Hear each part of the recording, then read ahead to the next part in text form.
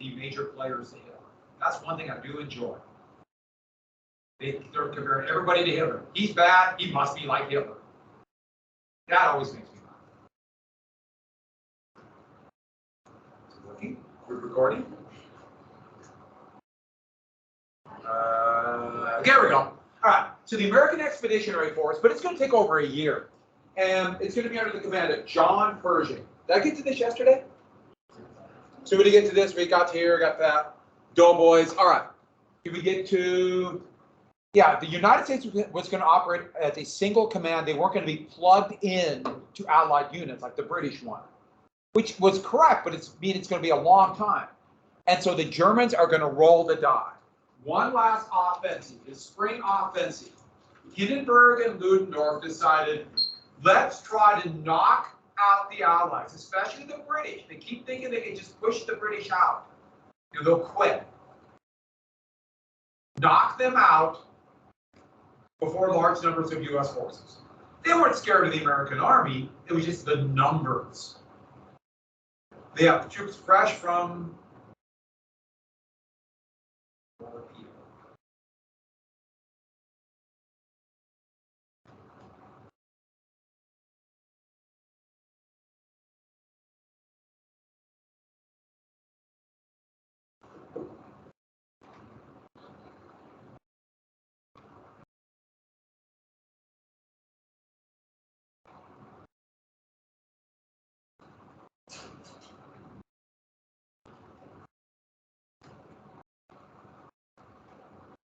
Okay, so last chance for large numbers of American forces. And with that, and they use these specially trained troops after years of working on the battlefield. These specially trained troops were called stormtroopers. And yes, you can buy Lego stormtroopers. Exciting, huh? They would be, instead of attacking in wave, these specially trained troops would use small groups, infiltrate behind the British main defensive positions, find weak spots, bypass strong points so they could be surrounded and taken out after the fact, and get into the rear and basically just wreak havoc. Now, this has been done before in other wars, but never to this extent. Here's the actual stormtroopers. They carried large numbers. In fact, they would carry satchel bags. There was a bag, like burlap bags full of grenades. They had rifles, a new thing called submachine guns. They were very well trained. And so these guys would get behind and infiltrate, get to the rear, wreak havoc. And the reason I'm saying that again is because this would be the basic German strategy in World War II. They'll give it a new name to imply it's different and exciting and scary, called Blitzkrieg. But it's the same thing. Just then they had slightly more mechanized units. And here they are in the advance, there's into gas. It worked. They broke the stalemate. They broke through the British lines.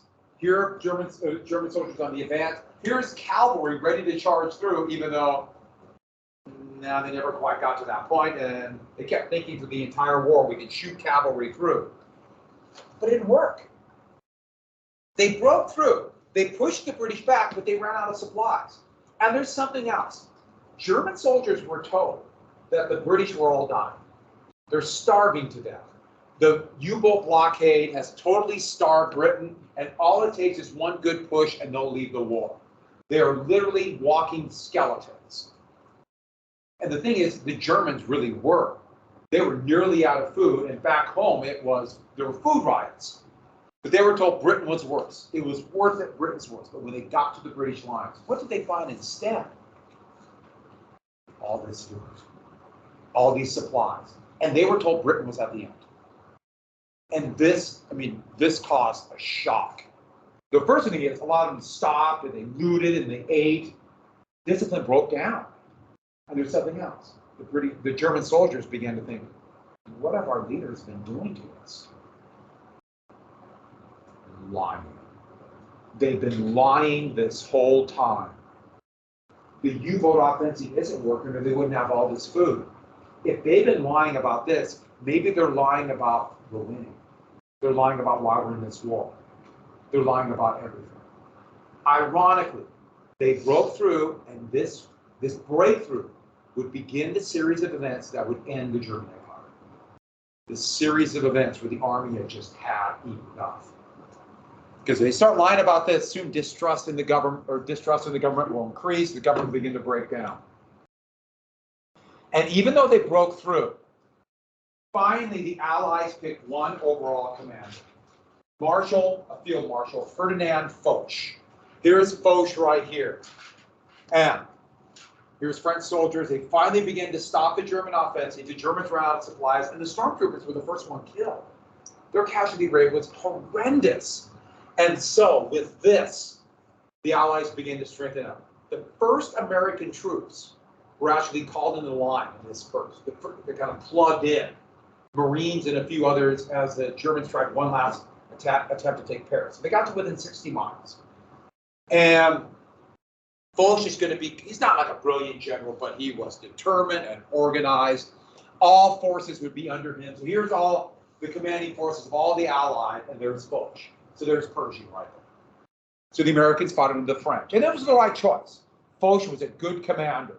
And he's going to become kind of a hero in France. And I know what you're thinking. How do you want to remember Foch? Well, there's only one way. To get a large tattoo on your back of Foch. Right? I know a lot of you were thinking about it. I'm giving you permission. And here's something else.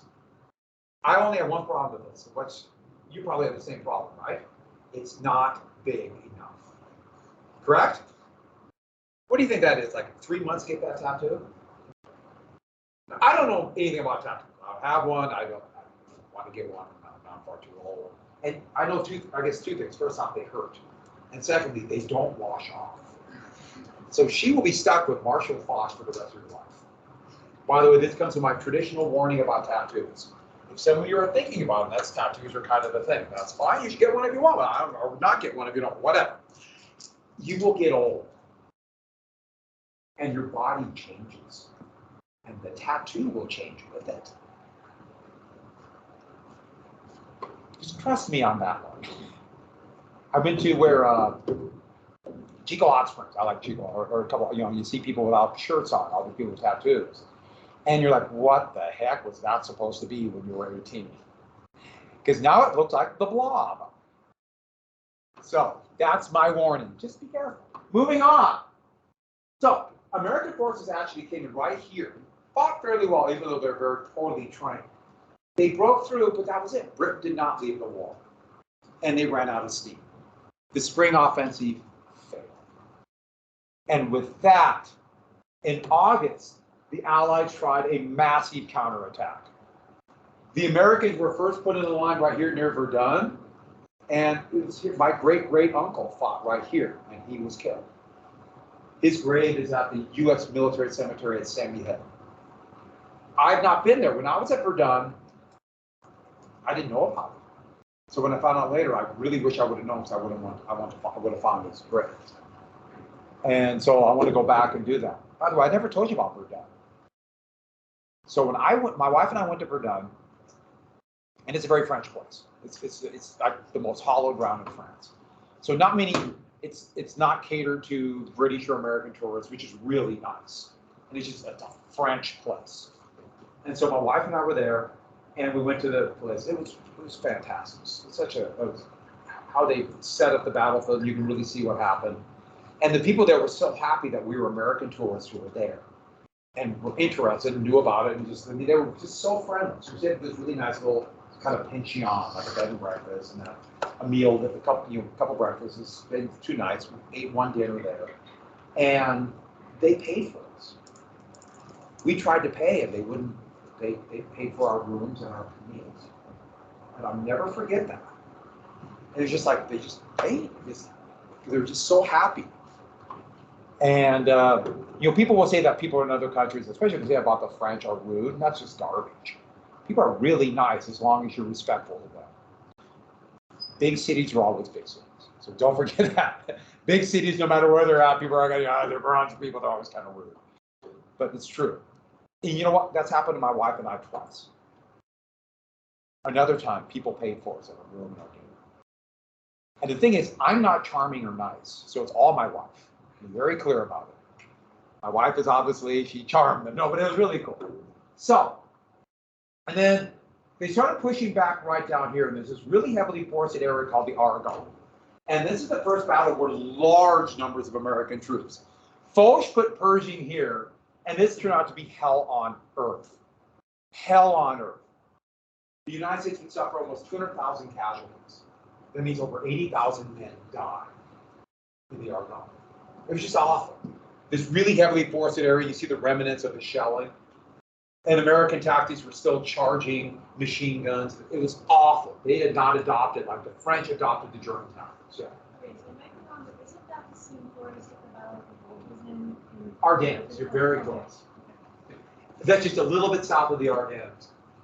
Yeah, this Ardennes are here, Argonne's here. It's actually kind of part of the same forest. So yeah. Yeah, AR is kind of. But then the German army literally just collapsed. Morale had broken down. They'd been all these promises, and men had had enough. One day, over 100,000 German soldiers surrendered. Look at that sea of German soldiers that surrendered. This has never happened before in the war. And Ludendorff had gone from we can win, because he's kind of he's the strategic thinker of the war, to we got to surrender, we got to have a ceasefire, got to have a ceasefire. But he's going back and forth. He had a total breakdown. And then all their allies, one by one, the Ottomans, the Bulgarians, and the Austrians, their governments collapsed. Germany was alone. And then all of a sudden, Germany had revolution. November 1911. It started in the shipyards in the Northeast.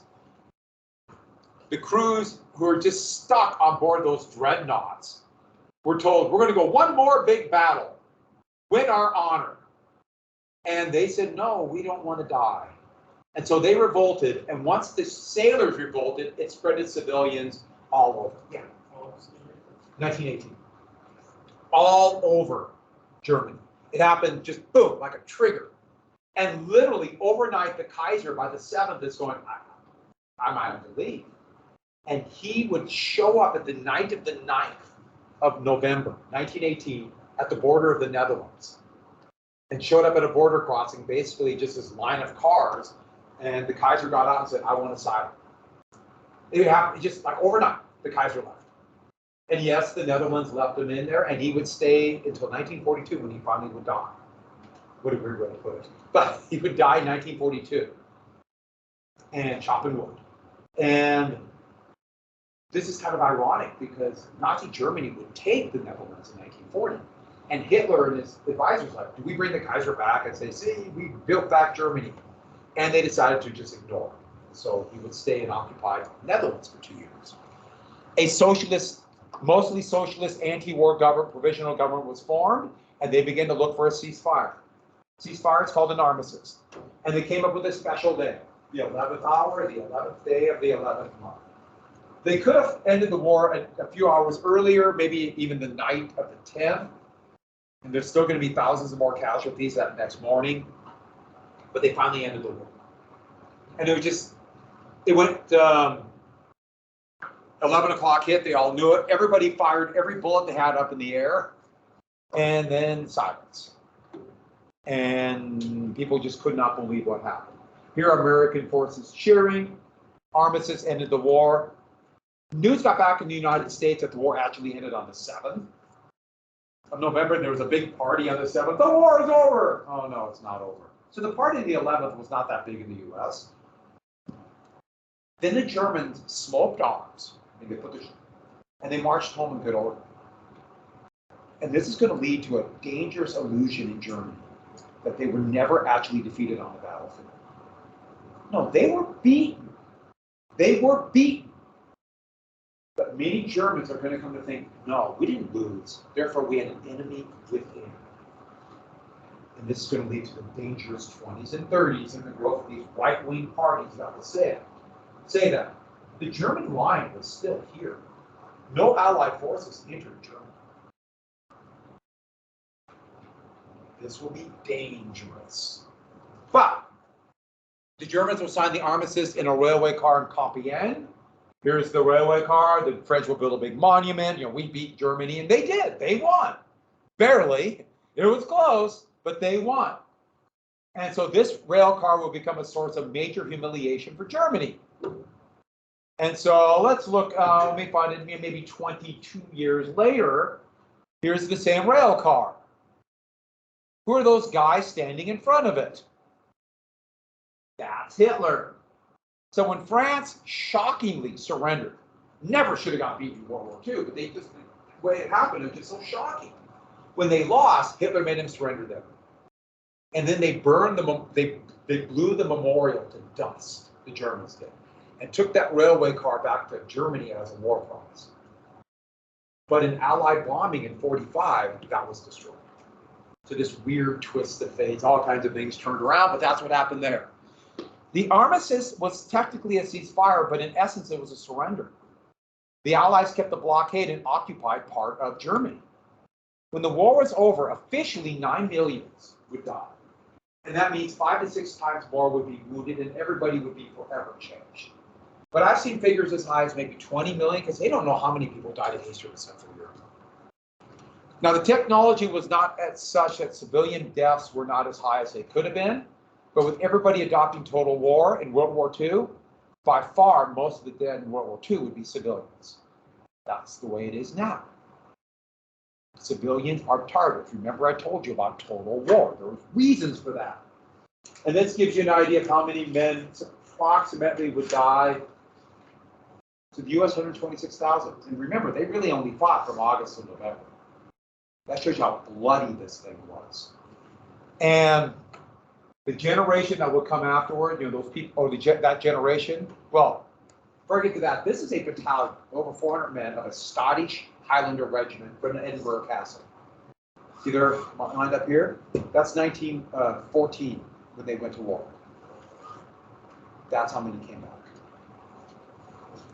And it was really uneven. Some regiments might have just a few casualties, and some almost all got gone. So it's really uneven. And since they were done by regions, you can imagine how some regions would just be devastated. And this would be known as the lost generation.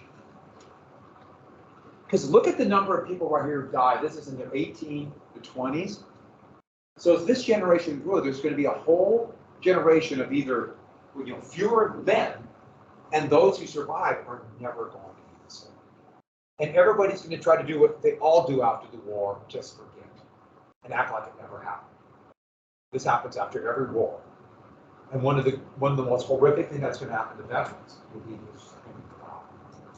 Just don't bug us. Oh, sure, people might make shows like they do today, but it's just over. And that's an unbelievable tragedy. And we'll see this after every war in every country. And so one of the symbols are going to be all these men, these are amputees. And one of the symbols of the post-war world will be amputees begging for nickels and dimes in every country.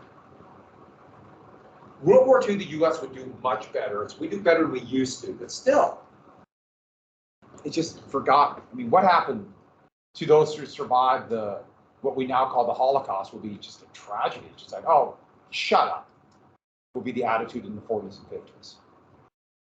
In the 60s, that's when that term would come about, and all of a sudden people remembered all of a sudden what happened. It's a tragedy.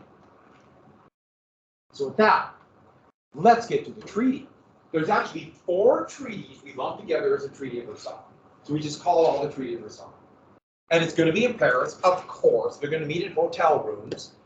And the Germans arrive, this provisional government, almost all the members of this government are like, we didn't want war. And they thought, we are going to be on the 14 points. And of course, the Allies said, no, shut up.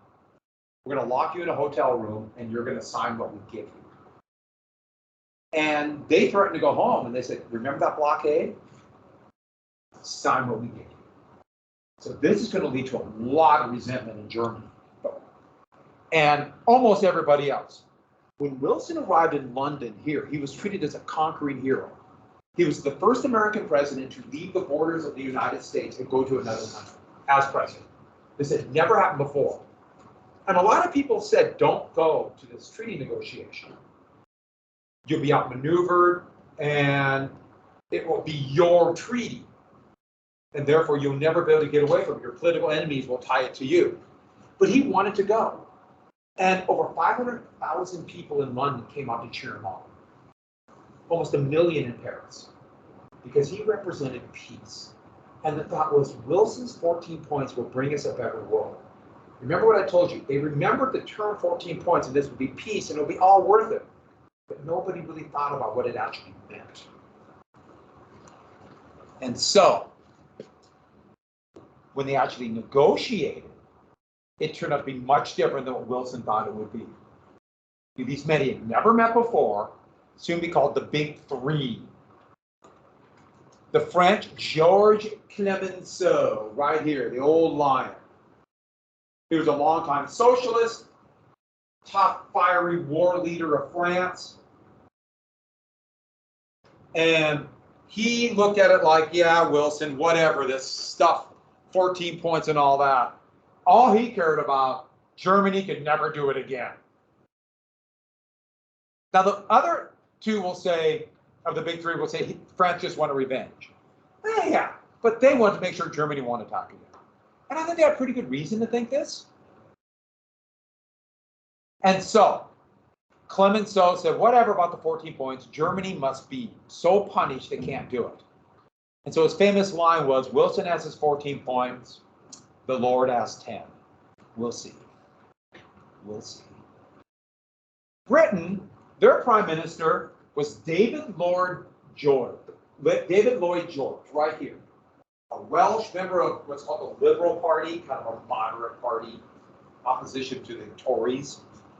Lloyd George, he really knew nothing about the continent, and he actually didn't trust the French. The British and French still don't like each other. His big thing, keep the empire. Britain was broke, we got to keep the empire and expand it, which goes directly against the 14 points. Wilson arrived and was just shocked how poorly he thought he was treated. Of course, they thought Wilson was arrogant, and Wilson was arrogant. He wanted his 14 points, but the big thing he wanted was that League of Nations. Sure, all the 14 points, but Wilson by then realized it was naive. League of Nations. And Wilson brought no Republican, no GOP advisors. He brought no Republicans, just a few of his own advisors. In fact, he didn't trust his own Secretary of State. Wilson thought he could do it all himself. So, no Republicans went with him, especially Henry Cabot Lodge. Lodge was the head of the Senate Foreign Relations Committee. Therefore, the most important member of the Senate when it comes to ratifying the treaty. The Republicans had one majority in the Senate again in 1918. It required 2/3 of the Senate to pass a treaty. And Wilson has no Republicans with him. They're going to feel snubbed. Even those who might want parts of the treaty are going to feel like they are being left out. This was a terrible blunder by Wilson. Terrible. Even if it would have brought them and just had them just kind of like stand behind them, it would have been their treaty too. A terrible mistake, and it shows Wilson had this strong, arrogant sense. Wilson's a complex guy. What about the other allies? Italy thought it'd be a big four, and they're going to get all this land that was promised them. And they were very quickly told, no, you're not. Nah, I know we made the promise, but no. In fact, their premier, Orlando, would go home for a while, and the big three didn't care. Italy's going to feel snubbed. I wonder if something will come out of this snubbing. Maybe a brand new party called the Fascist Party. Japan is going to feel snubbed. They thought they would get a lot of prizes, aka colonies, and they felt snubbed. I'm sure that won't fester in Japan for the 1920s, will it? Nobody was invited from Russia. They were in the middle of the Civil War, not the Bolshevik government, no one from the whites, nobody. I'm sure there'll be no resentment in Russia. So the Treaty of Versailles is already off to a pretty poor start. Other people came representing colonies, and they were ignored. W.B. Du Bois came to the United States demanding equal rights. Nah, a guy by the name of Ho Chi Minh would demand rights for this place called French Indochina. He was what we would call a Vietnamese. He'd be the first leader of a place called North Vietnam. Nothing to see here, move on. People from Arabia came expecting independent countries. No, no, no, no. They're all going to be ignored. So let's get to the first big thing. Germany. Germany was told, you got to sign it, we're keeping the blockade on. So more Germans will start. And they had to agree to a war guilt clause, meaning they're going to have to take full responsibility for the war. It's a little more complex than that, the way the treaty was written, but in essence, that's what it did. So once you say Germany is responsible for the war, now there can be punitive measures in the treaty. They can be punished. And so with that, France wanted to make sure Germany could never rebuild their army and come back again. Britain and the United States were a little bit reluctant on that one, so they came up with kind of half measures, just enough to damage the German economy but not destroy it, but infuriate them. So what happened to them? They lost all their colonies, all of them. They lost territory in Europe. The Germany, modern Germany would be created, but it would lose land here, but the biggie is land in the east. See this black area here, which had a majority ethnic German population? It was given to Poland. And Germany's going to be divided into two parts, Germany and East Prussia, with a finger of land right here for Poland to have access to the sea. But there will be majority German, ethnic German population. I'm sure nothing will happen with that. I'm sure there'll be no leader of Germany who will use that as an excuse to attack Poland. Yes, we're leading directly to World War II. Also, they would limit their military to almost nothing. To the German point of view, not even enough for defense. Remember that an army of 4.5 million when Britain declared war. They're only going to have 100,000 men. You don't need to write these numbers down. Just know their army would be greatly reduced. But to give you an idea how much, 100,000 men was almost nothing. No Air Force, no submarine. Capital ships are the dreadnoughts. They had to give up all their dreadnoughts. By the way, the sailors just sunk them instead of giving them up. No tanks. Now they would find ways around this, like having little militias, like all these political movements would have their own militia. Yes, we're leading to the sports battalion. That's what the National Socialists would call their little group to the change of the stormtroopers. Yeah. When they started building tanks, they think they were like construction vehicles. Sure. They did construction vehicles because they're rebuilding roads. And they also, ironically, would train for tank warfare in Russia in exchange for technology in the Soviet Union. Another weird twist of fate. And they had to pay reparations as punishment, but also hopefully to break their economy. If they're making these big payments, their economy could not be big enough again to threaten Europe. Let me rephrase that, to threaten France. They set no number on the reparation. They brought a number of things, but eventually it'd be 33 billion and about $1 trillion. And that was the treaty. To Germany, this infuriated them, but the men there had no choice but to sign it. And so, with that, this is originally they were saying 55 billion, and here's crushing Germany, and it's let's see you collect it. What are you going to do? Invade again? Naturally, France would try, and that would lead to some problems. And so here are a couple anti-Treaty of Versailles pictures in Germany. This is a good one, of the starvation blockade. That's a very effective one, because it's real. That really was going on. But here's another one showing a noble Germany being led to the guillotine by Lloyd George, Clemenceau, and Wilson. And the Treaty of Versailles, anti-Treaty of Versailles, that will pretty much be the essence of German politics in the 1920s, in their attempt at a democratic republic. And political parties would start using this, including a party you might have recognized down the road. A tiny little party at first, but talking about the German people breaking away from Versailles, yes, the National Socialists, the Nazis. Or this is a British cartoon showing the Treaty of Versailles, and what came out? I love how they call it the Hitler Party. And so the desire for revenge will be huge. Also,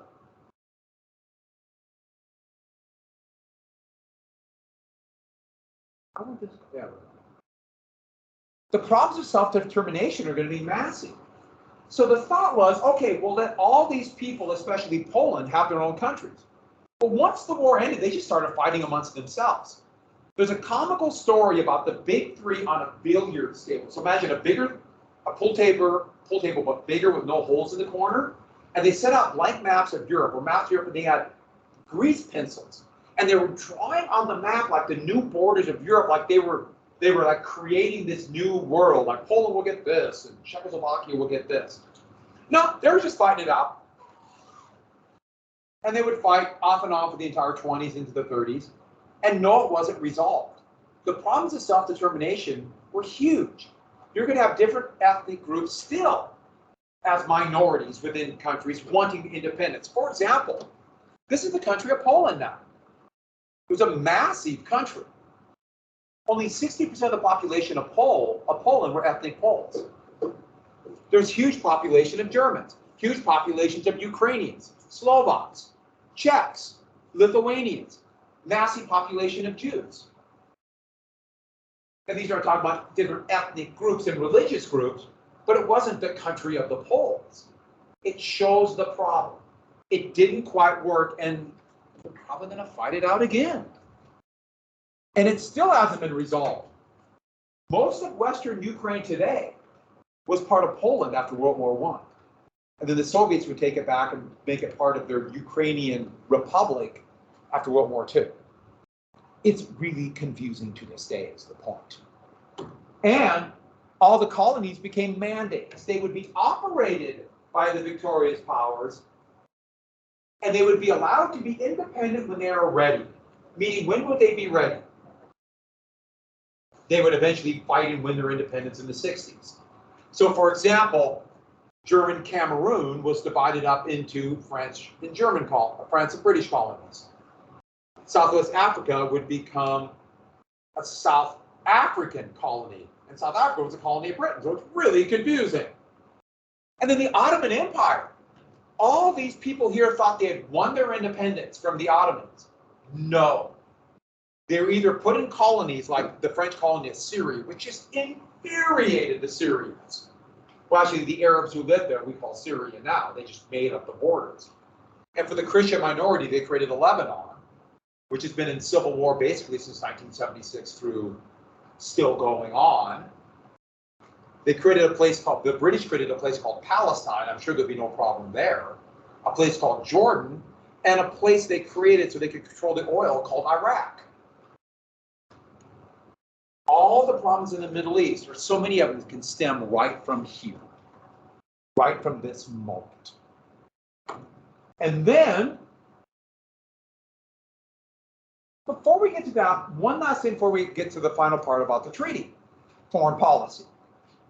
In foreign policy, there are two basic elements. Now, don't think in terms of even economics and this certain knowledge of cultural stuff about liberal and conservative, which I think is just, it's tearing us apart.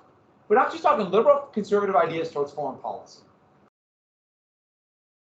Especially because it's so what they're talking about. But a liberal idea of this is we need some kind of diplomacy. The world's very complex. And so they want things like a League of Nations. Where more conservative, it's a very bipolar view of the world. It's good versus evil. And I'm going to be clear about this. Some people might be conservative foreign policy and be very liberal economic policy, or vice versa. And people might have elements of this and no elements of this. But this is just generic. And therefore, liberal is more internationalist, but it's not always that way and it's complex. It doesn't mean more war.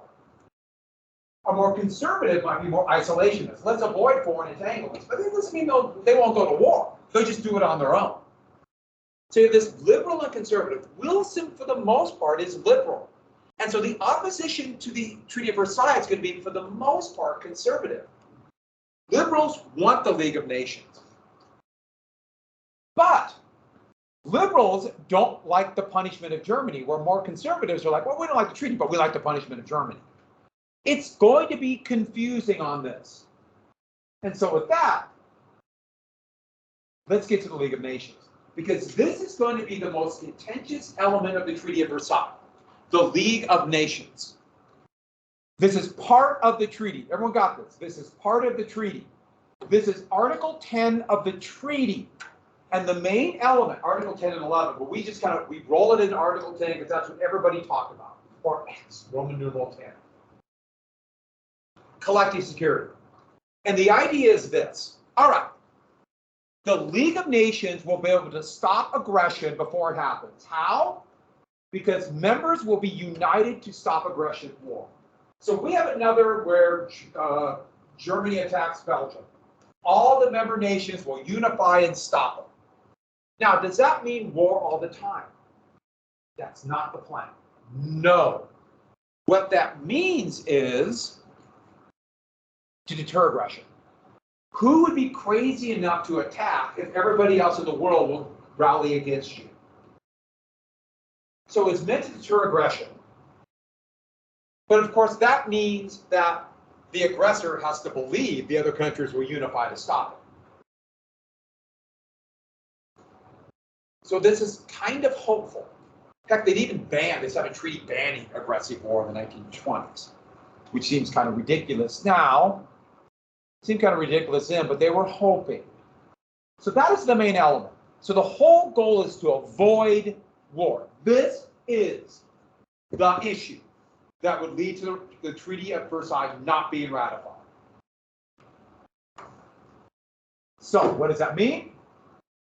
Well, the conservative reaction all over the world, but we're sticking out of the United States in the ratification battle, was this goes against the Constitution. The Constitution says the Congress declares war, not the League of Nations. And it implied we'll be forced into all these wars all the time. And there's good reason to think that, because there are all these wars before that. And here's the point of view of, here's Wilson leading the cheer of the League of Nations in everlasting peace. And here are the different countries of Europe, all with pistols ready to go fight. This is the conservative reaction. They didn't want to be tied to war. And they refused to believe, and I can see arguments on both sides, that there'll be, it's meant to deter aggression and it won't lead to more wars. So that leads to the ratification battle. When Wilson got back to the United States, actually they had to sneak him out in the middle of the night. People were so hopeful when the negotiations began. When it ended, nobody was happy. Nobody. But Wilson's sticking with his treaty. And almost immediately, three groups are going to develop, all under differing views of collective security. And we got that collective security in Article 10. The first group were loyal Democrats. I just put LD in case I want to have reading it. They're tied to Wilson. They're more liberal, but for the most part, they're loyal to Wilson. They aren't the majority, let alone 2/3. Republicans have a majority. Wilson is sticking with the treaty once he made the commitment, which is ironic because we don't know what Wilson really wanted. He almost certainly caught the flu and was very ill and probably had a series of micro strokes. And so he was not right. And they knew it. They commented on it. There's something wrong with him. There's something wrong. He was already stubborn and arrogant. Now he's really stubborn and arrogant. And then there's reservations, mostly Republicans. They're fairly liberal, they're not isolationists, but they're opposed Article 10. And their leader, Henry Cabot Lodge. Herbert Hoover was another one. They want this agreement. But here's Lodge escorting the damaged treaty. They're mad at Wilson. And then we have the irreconcilables. And these are more conservative Republicans and Democrats, conservative foreign policy ones. There's some populist Democrats, old-time populists, like who supported William Jennings Bryan, who were against the treaty. They're not going to vote for it regardless. Now, it's about 25% of that Senate.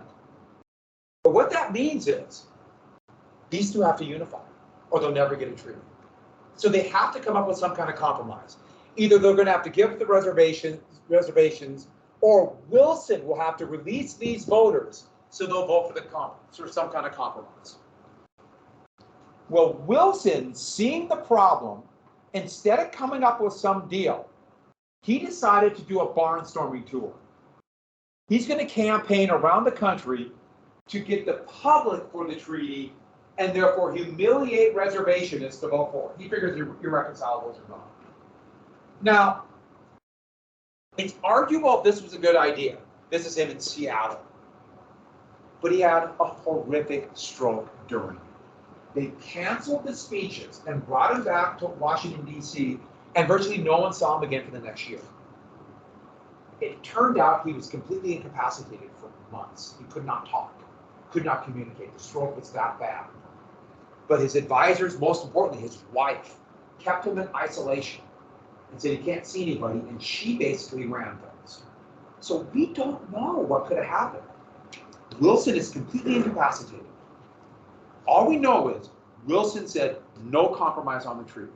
He campaigned for no compromise and then no communication.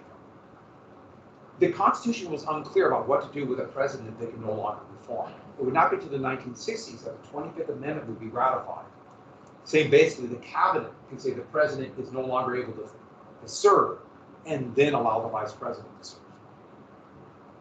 And that's happened a couple different times. Like when President Reagan there was an attempted assassination, he went to surgery. The vice president for that time took power, that kind of thing. So there were 3 votes. How were the votes?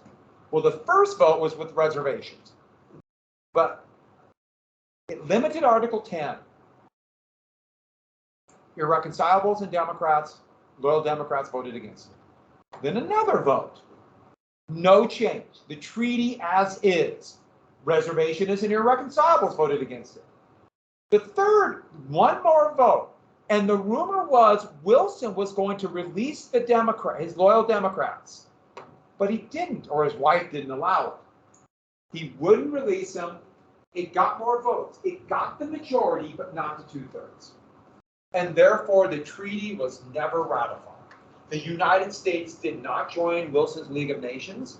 So the League of Nations building in Geneva will have this massive statue of Wilson, and the U.S. was never a member.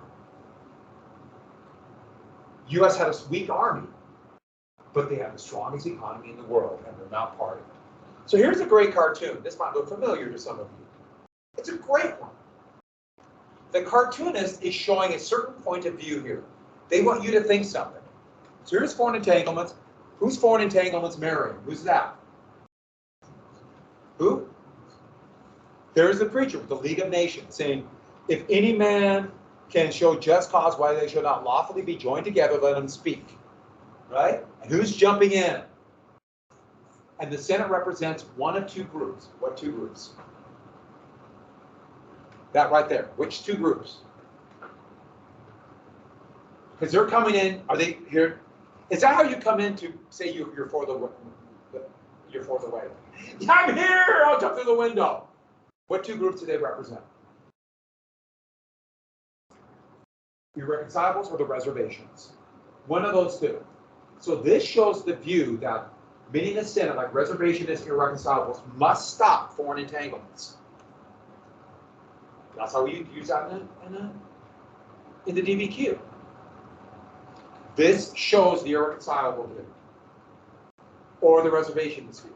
So you tie 6 of the documents to a fact. For 3 of them, you got to show why they felt that way.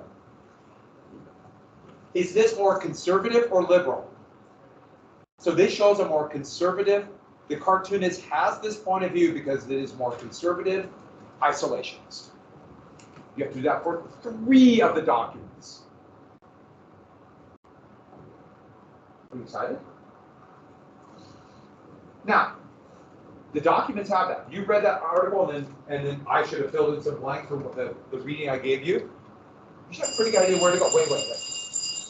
Now, if you're going to divide this up into topics, paragraphs, Didn't I give you 3 groups? The reservationists, irreconcilables, and the loyal Democrats? Or another way to look at it, don't we have the reservationists? Why Wilson wanted it, and the vote itself? Those are ways to divide it up into paragraphs. Now, tomorrow, what are you going to come in with? Your documents. You can have anything written on them, but you must write down your brainstorm, outline, and thesis, and then write the essay. If you want me to look at your thesis statement, you write that tonight. Send it to me on Teams. I will look at it before 9 o'clock tonight. Then I won't look at it after that. But if you want, all right? Are we writing the brainstorm list in class? In class, gotta do it in class. Even though you should have it all ready to go. But I want you to write in class so you get used to the time. Do the paragraphs. Yeah. I don't know. If you look at the document, they divide it up on two. You have a couple. It'd be like this person has this. Yeah. And the only thing I gotta make sure you just gotta have the vote. Don't forget the actual vote on it. Oh, and for content, context. If it's multiple ratification, it's only about the treatment. Does that make sense? Yes. We have to do brainstorming. In class, yes. 10 to 15 things. It's just 10 facts. Take you 2 minutes, not even a minute. So what are we bringing tomorrow? Paper, Okay. pen, Do we have anything like prepared on that though? so just what you got on the document. So you can jot down what you got on the documents. Okay.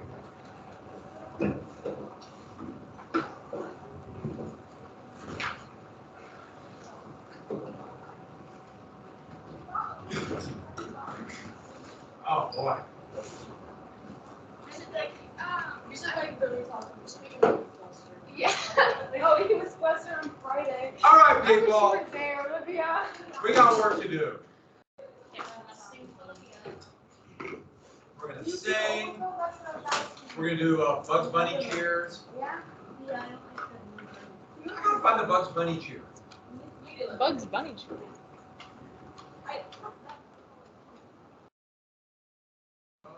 Bunny. I was gonna comment on your outfit.